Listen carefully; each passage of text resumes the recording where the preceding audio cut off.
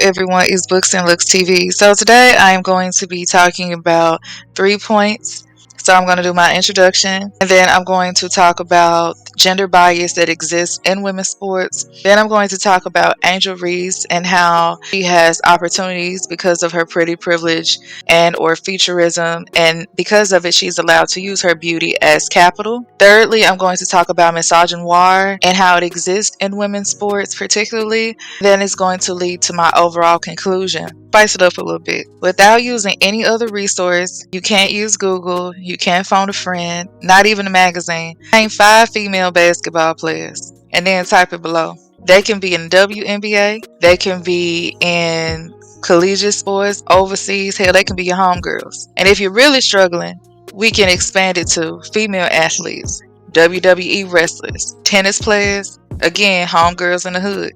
And I'm going to give you 5 more seconds. Type it down below. And now let me ask you, how many of those women that you remember are feminine and how many of them are attractive and have an assload of endorsements? Are they professional players working overseas to make ends meet in off seasons with the hopes of pursuing their dreams? Or are they just someone you may remember? I'm just curious.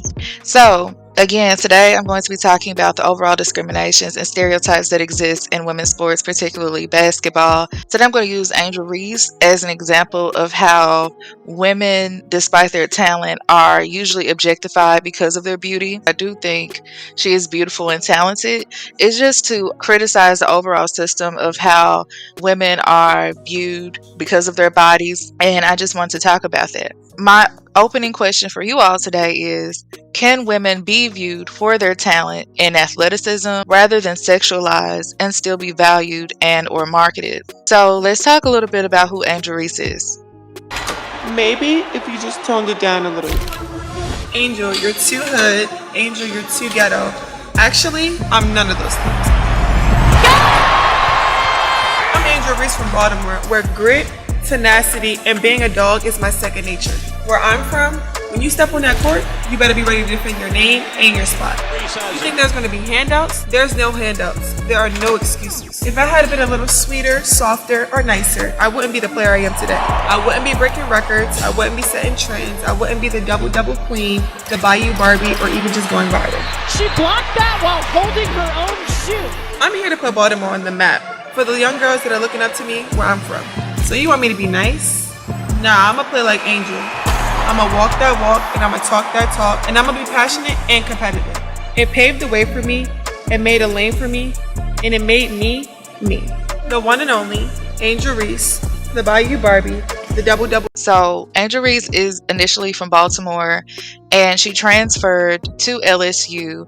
And while LSU, she has gained a lot of success. And again, people often refer to her as the Bayou Barbie, and she made sure she trademarked the name. I think it's no mistake that that is a profitable name, and I have seen her in the little Barbie endorsements or marketing. But let's be real, Angel Reese, despite being a basketball player, she is what some people may consider a modern day Barbie. She's tall, beautiful, and unfortunately, as many tall women are asked, do you hoop or do you model? And she happens to do both. Aside from all of that, she again is a leading star player for the LSU women's college basketball team. She happens to be very confident and vocal and talented. While she is quite admirable, I think what makes many take a second look again is her features and her femininity. Beauty and femininity isn't what most onlookers expect in women's sports. Often women athletes are viewed in a negative way, which leads me to my first point. Examples of gender bias in sports. I got something to show y'all. So for the NCAA March Madness, the biggest tournament in college basketball for women, this is our weight room. Let me show y'all the men's weight room.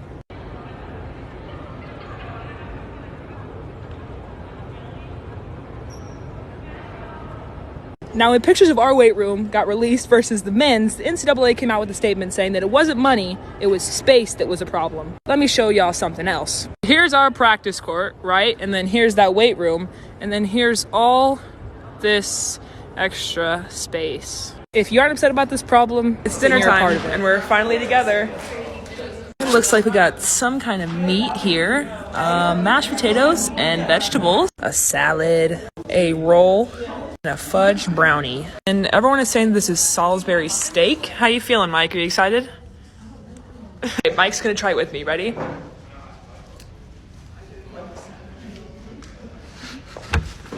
Now for the mashed potatoes. The veggies. Okay, here's like Maddie! T Mike has moved on to the brownie. Yours. I think it killed Ari. I think the food killed her. It's so tasty. Sid, how you like it? I'm not trying. These are moist. Moist. So let's talk about like an overall timeline of gender bias in women's sports, particularly in the NCAA. In 1972, federal law prohibited sex discrimination in education, which led to an expansion of women's athletic programs at colleges and universities around the country. In 1980, Divisions 2 and 3 established 10 championships for women. In March 2021, there was an ambush of photos and TikToks illustrating the disparities between the NCAA's men's and women's basketball tournaments, and subsequently, it resulted in a lot of wide press coverage, which brought upon a lot of discussions like the one I'm having today.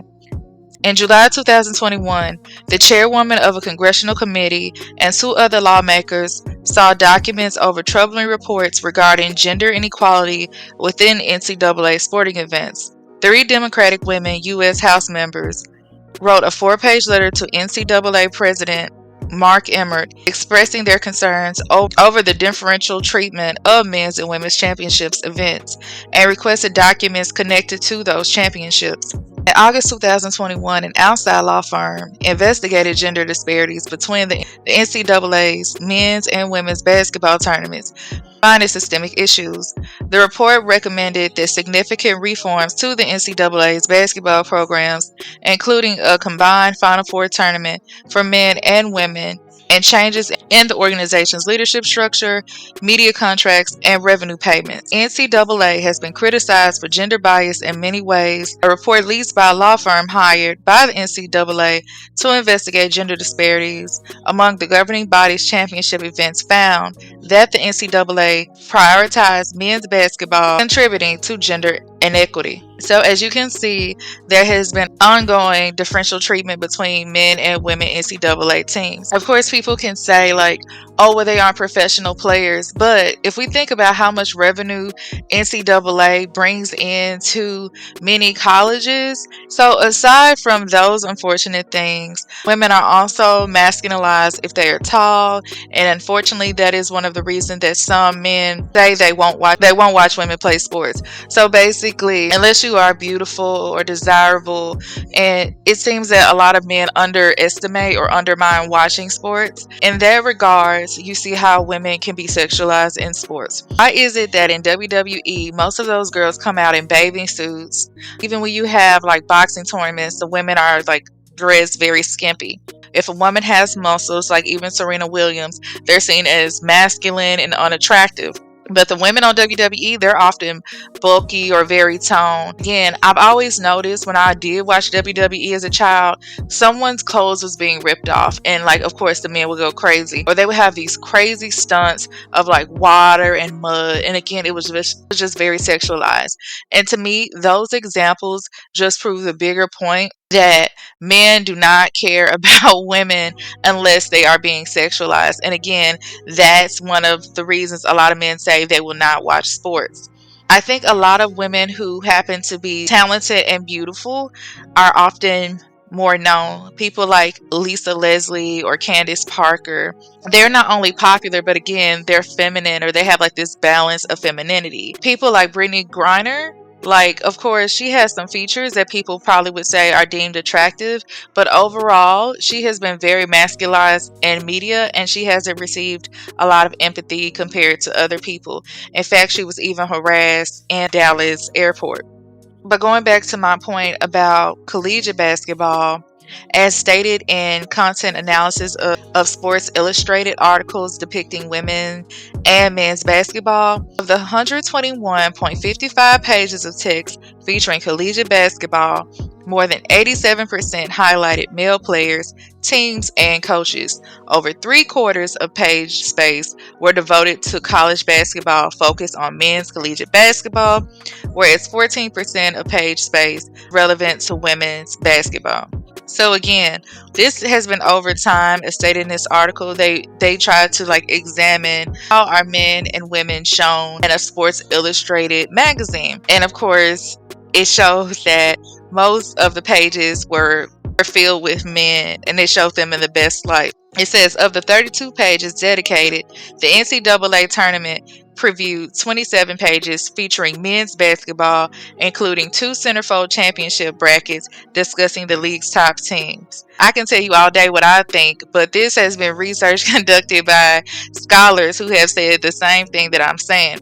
Angel Reese's features to me and her talents has been perceived as femininity, and it's not only made her desirable, but it's contributed to women's basketball becoming more popular and or acceptable. So which leads me to my next point, Angel Reese's desirability as Bunch Beauty Capital. Angel Reese being desirable has led her to receive various opportunities and brand deals and privileges that many college players should simply have not had. And during the podcast, she even says, "I'm in no rush to go to the league." Reese 20 told the I Am Athlete podcast, "The money I'm making is more than some of the people that are in the league that might be top players." So even Angel Reese has acknowledged that she's making an enormous amount of money, which again, there's nothing wrong with that. I do want every black woman to get money. But my thing is, why is only a small amount of girls or women getting that compared to the masses? That's where I think, again, beauty capital comes in. And let me define beauty capital, because beauty capital is defined as a person's attractiveness, good looks, which economics have identified as a source of higher earnings for both attractive individuals and their employers. In the case of Angel Reese, she has happened to use her looks to benefit her. Not only is she vocal, but because she is beautiful, she has gotten endorsements, and she is the highest paid college athlete. And Angel Reese signs an NIL deal with Mercedes-Benz of Baton Rouge. LSU-focused Bayou Collective helped with the partnership, and the deal was executed through the Matchpoint Connection marketplace. Part of the car will be paid off in an NIL deal, and another part will be paid off by Angel herself.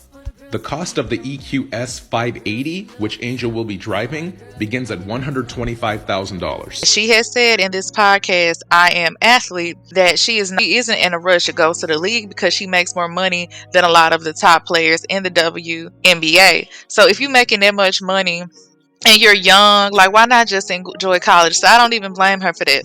So the New York Post states this about Angel Reese. Business appears to be booming for the 20-year-old LSU basketball star who is selling merchandise on her official website and cashing in from numerous NIL deals with brands including Calvin Klein, Boots, I don't know how to say it, y'all can tell I ain't had it, and Coach. The 6'3" sophomore guard and top NIL earner has a reported net worth estimated at around $1 million. The surge has increased her earning potential by almost $1,200 per sponsor post, making her earning potential $2,974 per sponsor post. The amount of money that Angel Reese is making, combine that once she graduates with her athleticism, she's pretty much set up because of her beauty capital. Do you see most of the team getting it? I don't think so. A lot of them, they might be getting Nikes and a few deals, but not compared to Angel Reese. Thinking to myself now, of course Angel Reese is beautiful, and so even when I mentioned her name or doing this topic, I saw male users say things like, "Oh, she is fine, she is desirable," and again, that's not the issue. But being able to be viewed for your talent, I think, is really great. I'm just wondering, in general, why can't she just be in a Sports Illustrated magazine without being sexualized? In this article called Covering Women's Sports, an Analysis of Sports Illustrated Covers from 1987 to 2009, and ESPN, the magazine covers from 1998 to 2009 by Adam Martin and Gary McDonald, it says, in regards to misrepresentation, compounding the issue of underrepresentation is the issue of misrepresentation, which portrays female athletes in non-athletic and or stereotypical ways. Fink and Ncaa 2002 have characterized the most frequently occurring types of these misrepresentations and categorized them as follows: breast, but poised and pretty. which meant that persons dressed in athletic apparel but posed for the photograph were not engaged in athletic activity. Yes, an athlete can be more than an athlete. But at the same time, if this is a sports magazine, why do women have to be sexy or do something to get males' attention? Yes, there are times where male athletes can have their shirt off, etc., but it's very heightened when it comes to women. And that's my issue with like women in the entertainment industry. Women can't just exist as talented and be supported at the levels of a mediocre male rapper, a mediocre male celebrity, and it's just so problematic to me. Let's continue. It says representation of the non-sports setting, which conveyed the notion that someone was dressed in non-athletic apparel and photographed in a non-athletic setting, and the categorization of corn, which suggests that the athlete was dressed provocatively or photographed in such a way as to focus solely on sexual attributes. Example, a photograph framed on an athlete's breast. Now, y'all know this not by accident, like be for real. Authors also investigated whether or not athletes were engaged in athletic action, including game action, and found that only 34% of women pictured in Sports Illustrated were shown in athletic action. 55% were in a non-sports setting. 5% were displayed in corn poses, compared with 66%, 23%, and 0% respectively for males. 2003, and not much has changed since then. But let's just look at humanizing women for once, can we? So, a responder says, if a brand thinks they can profit off a specific athlete promoting their product, whether that's a sports brand, using them as a spokesperson in an ad campaign, or a team manager who knows with certain players their sponsors will make a profit to higher viewership of their games, then it is only fair for them to be paid accordingly. Pay for male athletes is higher because in general there is higher viewership of male sports. It's fair that if an athlete or team is going to earn more money for their investors, they should be paid more.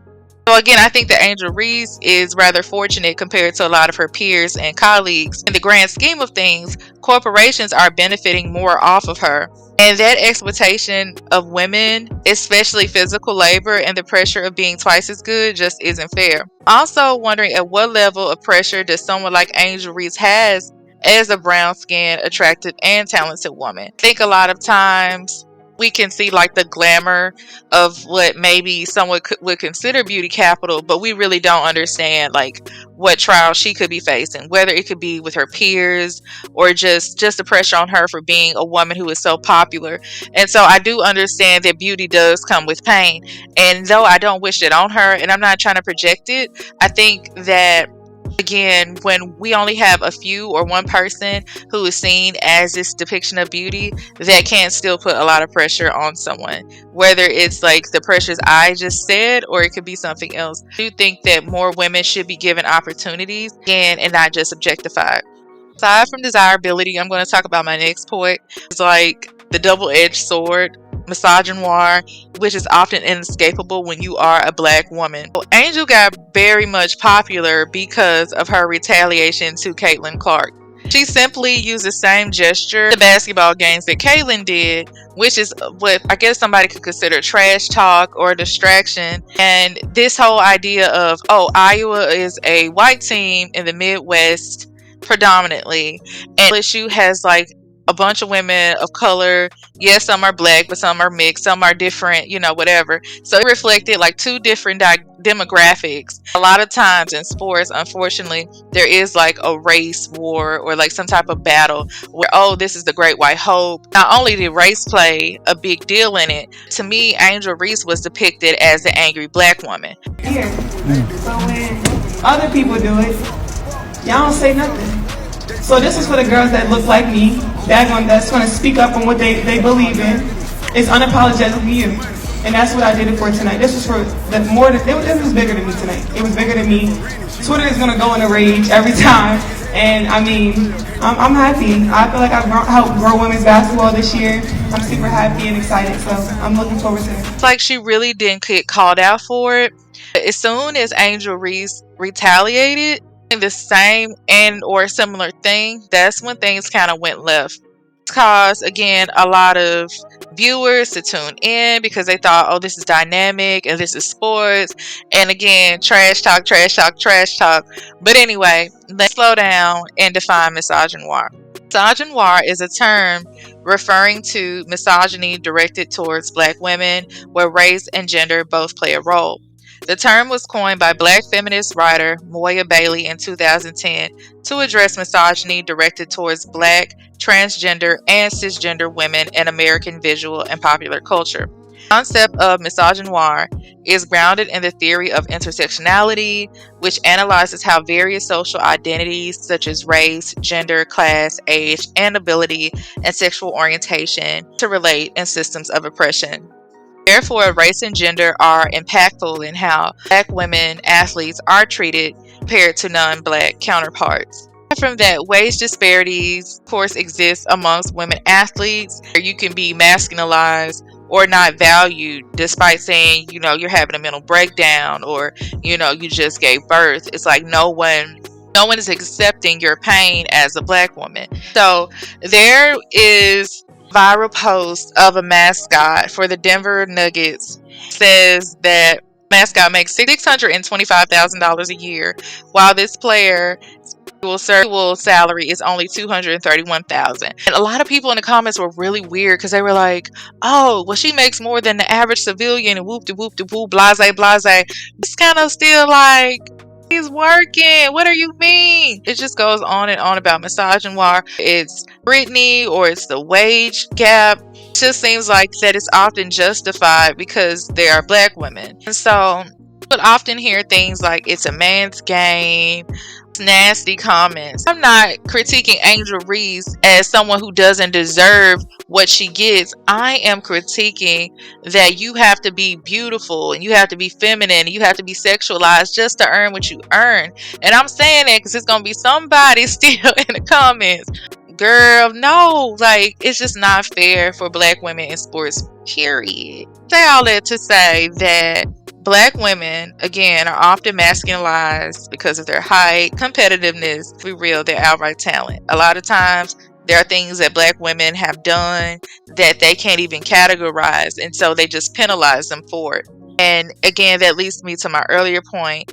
LSU, a predominantly team of color in the Deep South, and Iowa, a predominantly white team from the Midwest, catching the attention of onlookers who haven't really valued women athletes until little trivial things like that arise.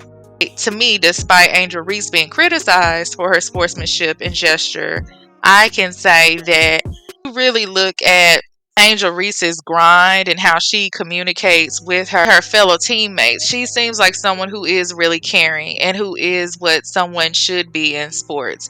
She gets an endorsement, she'll bring them back Chanel bags, or you'll see her supporting the girls or bringing someone on an interview with them. I don't think she tries to make it like it's Angel Reese and LSU. I just think, again, that she happens to be the face of LSU because of her beauty. Willingness to say, I don't want to go to the White House if the losers are going, or for her to just be someone who is vocal. All of those things kind of align. She has positioned herself in a great space, honestly. So again, would I like to see more women being respected for their talent? I really would. My hope is that a time does come where women aren't just solely valued for their bodies, talent, and they reach incomes and network that reflects what they deserve. And I think that Angel Reese has good sportsmanship, a lively personality, good looks, and confidence. I think that the combination, again, serves her well. Definitely works hard and deserves to reap the benefits of her work ethic and get a bag.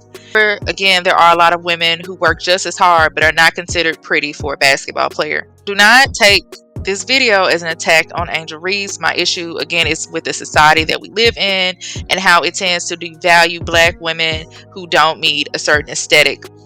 These are my thoughts, and my thoughts are my own. Thank you for watching, and let me know your thoughts down below. See you next time.